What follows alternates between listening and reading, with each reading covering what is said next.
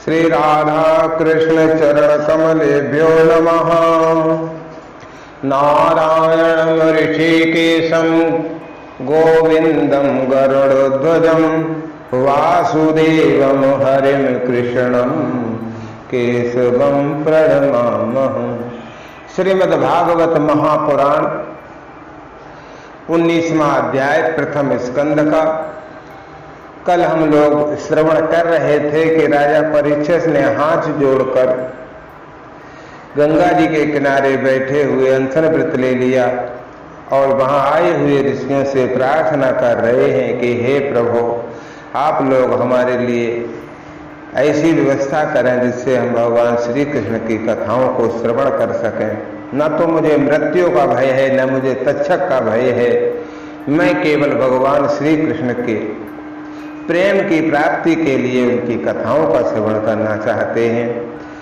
इसके प्रत्युत्तर में ऋषि लोग राजा परीक्षित से कहते हैं, हे राजन, तुम बहुत धन्य हो। और आगे कहते हैं, आश्रुत्य तदृश्य गण बचा परीक्षित समम मधुच्युत गुरु चाव्यलेकम आभास तैनान भिन्न दयुक्तान शुश्रूषमाणश्चैतान विशिरो। ऋषियों के ये वचन बड़े ही मधुर थे, गंभीर सत्य और समता से युक्त थे। उन्हें राजा परीक्षित ने सुना और उनको सुनने के बाद उन योग युक्त मुनियों का बहुत अभिनंदन किया और भगवान के मनोहर चरित्र सुनने की इच्छा से ऋषियों से पुनः प्रार्थना की। समागता सर्वतैव सर्वे वेदायता मूर्तिधरास्ति पृष्ठे नेहाथवा मूत्र चकश्चनार्थ हृते परानुग्रहमात्मशीलम। महात्माओं, आप सभी सब ओर से आप पधारे हैं। आप सत्यलोक में रहने वाले मूर्तिमान वेदों के समान हैं। आप सत्यलोक के निवासी, हम ये जानते हैं। आप लोगों का दूसरों पर अनुग्रह करने के अतिरिक्त जो आपका सहज स्वभाव है, इस लोक में हो या परलोक में, आपका कोई स्वार्थ नहीं है। आप केवल और केवल परोपकार करते हैं। ततश्च वा प्रच्छयमिमं विप्रच्छे विश्रभ्य विप्रा इति कृत्यतायाम् सर्वात्मनां म्रियमाणैश्च कृत्यं शुद्धं च तत्रामृषताभियुक्ता। हे विप्रवरो, आप लोगों पर पूर्ण विश्वास करके मैं अपने कर्तव्य के संबंध में ये पूछने योग्य प्रश्न करता हूं। आप सभी विद्वान परस्पर विचार करें और फिर मुझे बतलाएं कि सबके लिए सब अवस्थाओं में और विशेष करके थोड़े ही समय में मरने वाले पुरुषों के लिए अंतःकरण और शरीर से करने योग्य विशुद्ध कर्म कौन सा है। कितना सुंदर प्रश्न किया राजा ने कि मनुष्यों के लिए हर समय किए जाने वाला सबसे उत्तम कर्म कौन सा है और मरने वाला व्यक्ति जिसकी अतिशीघ्र मृत्यु है उसके लिए विशुद्ध कर्म कौन सा है। इस जगह राजा ने ब्राह्मणों से दो प्रश्न किए। पहला प्रश्न ये किया कि जीव को सदा सर्वदा क्या करना चाहिए, और दूसरा ये कि थोड़े ही समय मरने वाला उनको क्या करना चाहिए। यही दो प्रश्नों का उत्तर द्वितीय स्कंद से लेकर के और 12 पर्यंत 12वें स्कंद तक श्री सुखदेव जी ने दिए। और ये इतने सुंदर प्रश्न हैं, इनका ही उत्तर देते रहे और यही उत्तरों में संपूर्ण मनुष्यों के जीवन का तत्व छिपा है। तत्रा भवद भगवान व्यासपुत्रो यदृच्छया गामटमानोऽपेक्षा अलचलिंगो निजलावतुष्टो व्रत सेवालयरवधूत भेषा। ये बातें हो ही रही थी, राजा ने प्रश्न किए ही थे कि उसी समय पर एक दिव्य घटना घटी। क्या घटी कि उसी समय पृथ्वी पर स्वेच्छा से विचरण करने वाले, किसी की कोई अपेक्षा न रखने वाले, किसी से कोई अपेक्षा नहीं, स्वेच्छा से पृथ्वी पर जिधर निकल जाए उधर विचरण करने वाले व्यास नंदन भगवान श्री सुखदेव जी महाराज वहां प्रकट हो गए। प्रकट हो गए, आए नहीं है, प्रकट हो गए। वे वर्ण अथवा आश्रम के बाह्य चिन्हों से रहित एवं आत्मा अनुभूत में संतुष्ट थे। नंग धड़ंगे, पूरी आत्मा में व्यवस्थित, बच्चों और स्त्रियों ने घेर रखा था। उनका भेष ही अवधूत का था, तो बच्चे और स्त्रियां उनके आगे पीछे घेरे हुए थे, उन्हें देख रहे थे। तम द्वैदष्टवरसं सुकुमार पाद करोरुबाह्य विषकपोल गात्रम् चार्वायताक्षोण नसतुल्यकरणम् शुभ्राननं कंब सुजात कंठम। उम्र कितनी है? सुखदेव जी की उम्र हमेशा 16 वर्ष की रहती है। देखिए, हमेशा 16 वर्ष की, वहीं रुक गई। चरण, हाथ, जंगा, भुजाएं, कंधे और कपोल, अन्य सब अंग इतने सुंदर और इतने सुकुमार हैं कि देखते ही रहे। नेत्र बड़े बड़े हैं, मनोहर थे, नासिका कुछ ऊंची थी, कान बराबर थे, सुंदर भौहें थीं, इनसे मुख बड़ा ही शोभायमान हो रहा था। अब गला तो मानो सुंदर शंख का ही बना हो। ऐसी सुंदर स्वरूप को देख करके स्त्रियां और बच्चे इनके चारों तरफ घूम रहे थे। और कैसे कैसे बढ़िया फोटो खींची वहां पर। निगूढ़ जत्वं प्रथुतुंगवक्षस मावर्तनाभिं बलिवर्गगूदरं च दिगंबरं वाक्तविकीर्णकेशं प्रलम्ब बाहुं सुमरोत्तमाभं। कैसे हंसली ढकी हुई है, छाती चौड़ी है, उभरी हुई है, नाभि भंवर के समान गहरी है, पेट बड़ा ही सुंदर और त्रिबली से युक्त है, 3 रेखाएं हैं, लंबी लंबी भुजाएं थीं, मुख पर घुंघराले बाल बिखरे हुए थे, एक तो घुंघराले बाल और बिखरे हुए। इस दिगंबर वेश में वे श्रेष्ठ देवताओं के समान महान तेजस्वी लग रहे थे। और कैसे थे? 3 श्लोकों में कितना सुंदर उनके शरीर का वर्णन किया जा रहा है कि श्यामं सदा पेच्य वयोंगलक्ष्मया स्त्रीणां मनोजं रुचिरे स्मतेन प्रत्युत्थितास्ते मुनया सुवासनेभ्य तल्लक्षणाज्या अपि गूढ़वर्चसम्। श्याम रंग था, चित्त को चुराने वाली भरी जवानी थी। वे शरीर की छटा और मधुर मुस्कान से स्त्रियों को सदा ही मनोहर जान पड़ते थे। यद्यपि उन्होंने अपने तेज को छिपा रखा था, फिर भी उनके लक्षण जानने वाले मुनियों ने उन्हें पहचान लिया और वे सब के सब मुनि अपने अपने आसन से उठ खड़े। उनकी 16 साल की उम्र, ऋषियों की उम्र हजारों करोड़ों वर्ष बड़े बड़े, लेकिन उन्हें देखते सारे ऋषि खड़े और उनके सम्मान के लिए खड़े हो गए।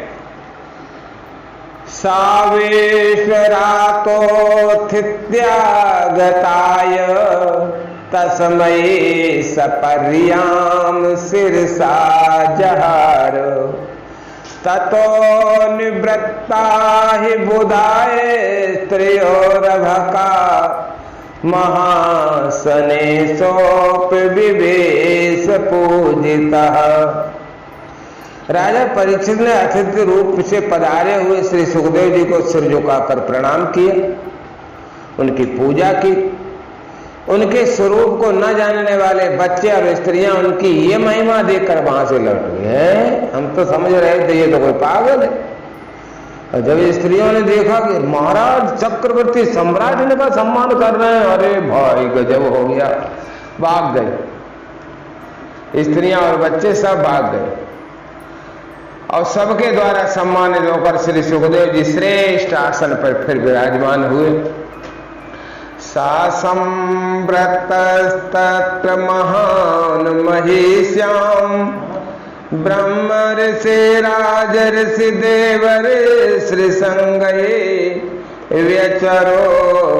व्यरोच तालम भगवान यथेन्दु ग्रैर्चतारा निकरये परिता।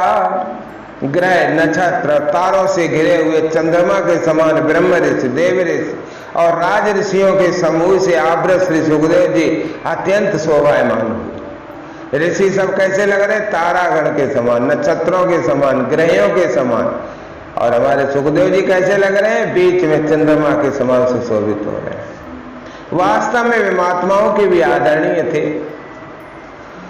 प्रशांत मासीन मकुंठ मेधसम मुनिम नृपो भागवतो विपेत्य प्रणम्य मूर्धना वहिता कृतांजलि नत्वा गिरासु नृतयान वप्रच्छत। जब प्रखर बुद्धि श्री सुखदेव जी महाराज शांत भाव से बैठ गए, तब भगवान के परम भक्त परीक्षित ने उनके समीप आकर और उनके चरणों पर सिर रखकर प्रणाम किया। फिर खड़े होकर हाथ जोड़कर नमस्कार किया। उसके पश्चात बड़ी ही मधुर वाणी में उनसे पूछा। क्या पूछा? अभी तो पूछ रहे थे ऋषियों से, अपरिचित। परीक्षित उवाच अहो अद्य वयं ब्रह्मन् सतसेवया छत्र बांधवा कृपया तिथुपूपेण भवद्तीर्थ का कृता।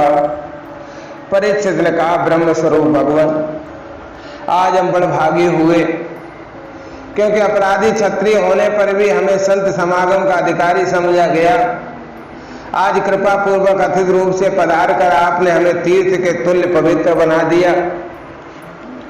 एसाम संस्मरणात् पुंसाम श्रद्धा शुद्धयंत वैग्रह किम पुनर्दर्शन इस पर सपाद शौचासनादि भी। आप जैसे महात्माओं के स्मरण मात्र से ही ग्रस्तों के घर तत्काल पवित्र हो जाते हैं। फिर दर्शन, स्पर्श, पाद प्रक्षालन और आसन दानादि का शुभावसर मिलने पर तो कहना ही क्या। सानिध्याते महायोगिनी पातकान महान्तयपि सद्यो न सयन्ते वै पुंसाम विष्णोरिव सुरेतरा। हे महायोगिन, जैसे भगवान विष्णु के सामने दैत्य लोग कभी नहीं ठहरते, वैसे ही आपकी सन्निधि से बड़े बड़े पाप भी तुरंत नष्ट हो जाते हैं। आप में भगवान प्रीता कृष्णा पांडु सुत प्रिया पितृस्य प्रीत्यार्थम तदगोत्रस्या तद बांधव। अवश्य पांडवों के सुहृद भगवान श्री कृष्ण मुझ पर अत्यंत प्रसन्न हैं। उन्होंने अपने फुफेरे भाइयों की प्रसन्नता के लिए उन्हीं के कुल में उत्पन्न हुए मेरे साथ भी अपनेपन का व्यवहार किया है। अन्यथा ते व्यक्त गतेर दर्शनम न कथम नृणाम नितराम म्रियमाणानाम संसिद्धस्य बनीयसा। अच्छा, इसको कैसे कोई पूछ सकता था सुखदेव जी से, भैया ये कैसे प्रमाण है कि भगवान श्री कृष्ण ने तुम्हारे ऊपर कृपा की? आए थे क्या कि नहीं? कि भगवान श्री कृष्ण की कृपा न होती तो प्रभु आप सरीखे एकांत वनवासी अव्यक्तगत परम सिद्ध पुरुष स्वयं पधार कर इस मृत्यु के समय हम जैसे प्राकृत मनुष्यों को क्यों दर्शन देते? आप तो दिव्य है, संसार में आपका आने का कोई कारण ही नहीं। अतः पृच्छामि संसिद्धम योगिनाम परमम गुरुम पुरुषे हतित कार्यम म्रियमाणस्य सर्वथा। देखो आप योगियों के परम गुरु हैं प्रभु, इसलिए मैं आपसे परम सिद्धि के स्वरूप और साधन के संबंध में प्रश्न कर रहा हूं। जो पुरुष सर्वथा मरणासन्न है प्रभु, उसको क्या करना चाहिए? अभी ये प्रश्न पूछे थे ऋषियों से, अब दोबारा उन प्रश्नों को थोड़ा अलग अलग किया। यह श्रोतव्यमथो जप्यम यत कर्तव्यम नृभि प्रभो स्मर्तव्यम भजनीयम वा ब्रूह्यद्वा विपर्ययम्। भगवान साथ ही ये भी बता दीजिए कि मनुष्य मात्र को क्या करना चाहिए? वे किसका श्रवण करें, किसका जप करें, किसका स्मरण करें, किसका भजन करें और किसका त्याग करें? ये प्रश्न पूछे थे, लेकिन थोड़ी भाषा परिवर्तन करके अब सुखदेव जी से वही प्रश्न पुनः पूछे कि नूनम भगवतो ब्रह्मन गृहेषु गृहमेदिनाम न लक्ष्यते ही अवस्थान मपि गोदोहनम क्वचित। भगवत स्वरूप मुनिवर आपका दर्शन अत्यंत दुर्लभ है, क्योंकि जितनी देर एक गाय दुही जाती है गृहस्थों के घर पर, उतनी देर भी तो आप नहीं ठहरते। एक गाय दुहने में जितना टाइम लगता है इतनी देर किसी घर पर खड़े होकर भिक्षा मांगते, उतनी देर तक खड़े रहेंगे और नहीं भी तो आगे बढ़ जाते हैं। बस इतनी। सूत उवाच एवमाभासिता पृष्ठा साराज्यासलक्षणया गिरा प्रत्यभासत धर्मज्ञो भगवान बादरायणी। सूत जी कहते हैं जब राजा ने बड़ी ही मधुर वाणी में इस प्रकार संभाषण किया, प्रश्न किए, तब समस्त धर्मों के मर्मज्ञ व्यास नंदन भगवान श्री सुखदेव जी ने उनका उत्तर देने लगे। अब जो सुखदेव जी उत्तर देंगे वो श्रीमद् भागवत के द्वितीय स्कंद से शुरू होगा। इत श्रीमद् भागवते महापुराणे 82 सहस्रायाम पारमहंसायाम सहितायाम प्रथम स्कंदे सुखागमनम नाम 19 अध्याय।